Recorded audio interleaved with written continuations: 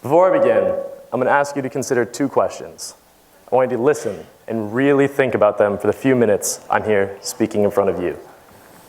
And by the end of this talk, hopefully you will have figured out the answer to them, and maybe even changed your initial answers. Number one, where are you from, and why does it matter? Pause and really think about it. Hopefully, for those of you who aren't sure, I'll be able to enlighten you. Number two, I want you to think about someone you know who's from somewhere else than you. Maybe that's another state, maybe just across town, or maybe across an ocean. Now that you have that person in your mind, does knowing where that person comes from change the way you see that person? It shouldn't, or maybe it should. Because if he or she grew up somewhere different than you, chances are he or she is different from you. But at the same time, you two know each other. Your lives are intertwined. You may have a lot more in common than you may think. I'm here to talk today about what it means to be a global citizen. Global citizenship is the zeitgeist of today. Whether you realize it or not, more so than previous generations before us, perceive ourselves as global, not confined to one specific nation, and not defined by one specific place. So what is a global citizen? I've learned a global citizen is defined as many things.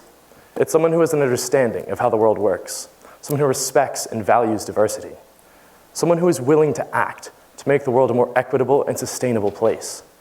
For me, being a global citizen means being a worldly person, someone who is open-minded, open to new ideas or other ways of thinking, someone who concerns himself with the events of the world because of this feeling of being interconnected.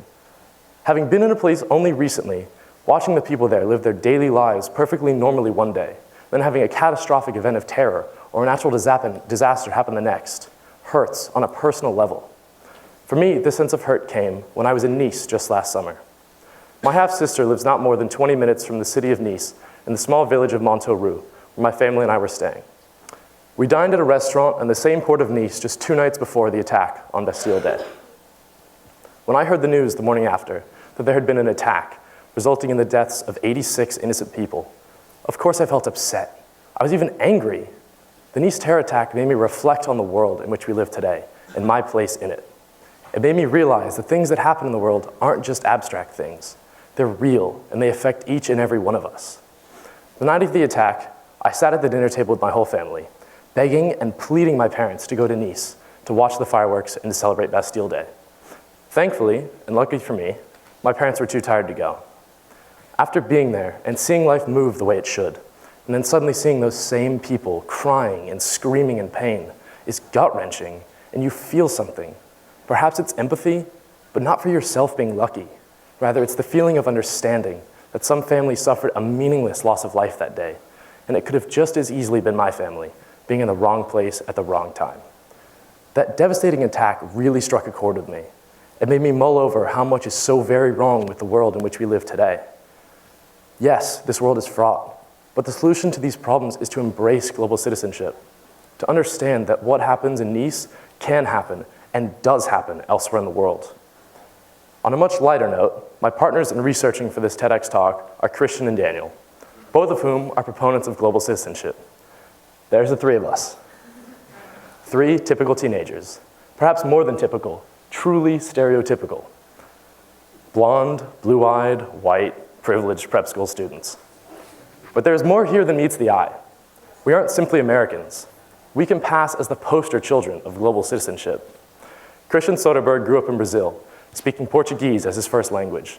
He was brought up in a tight-knit family with strong family values behind him, allowing him to see himself as a through and through native of Brazil.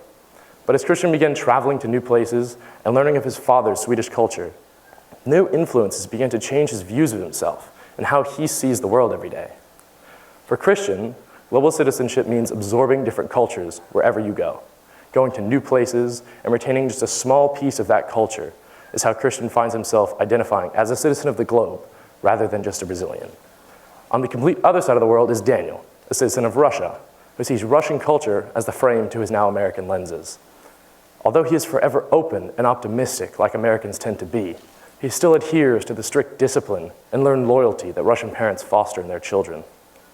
So here we are, 3 amigos, born in different parts of the world, but who share the same core beliefs. that while the United States may be our current home, we still feel a part of just one other culture, but of all the cultures we've come across through our travels.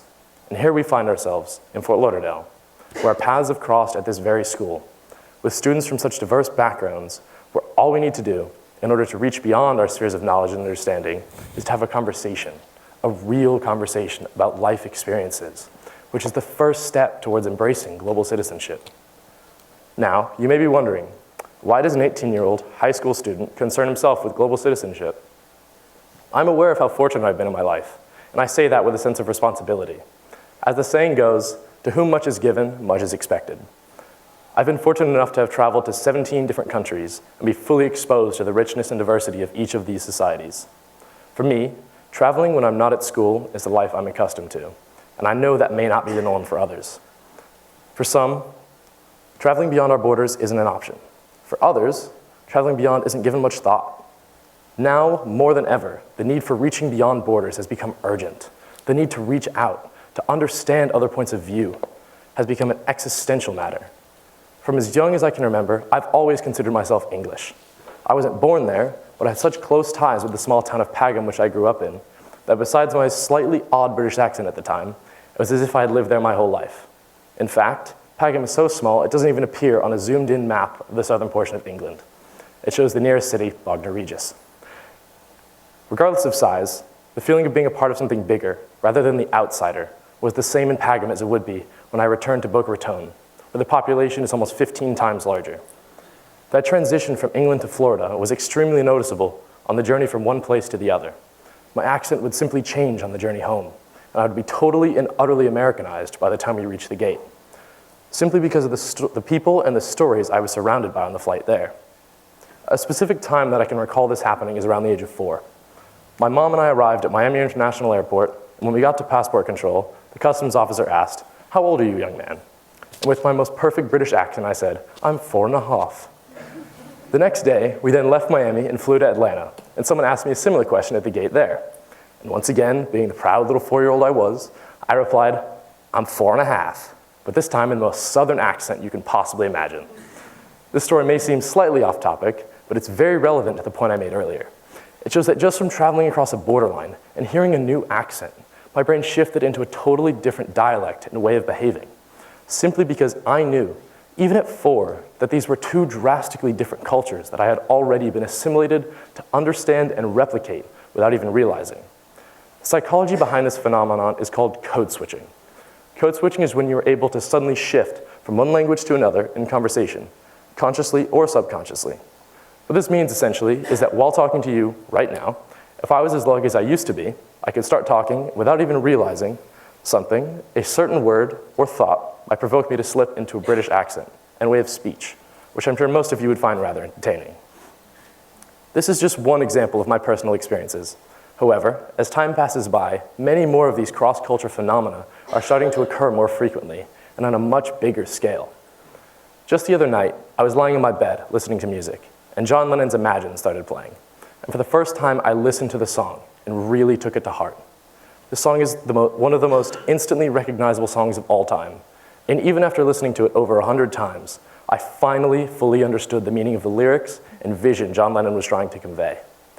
The one verse that stuck in my mind was the following: "Imagine there's no countries.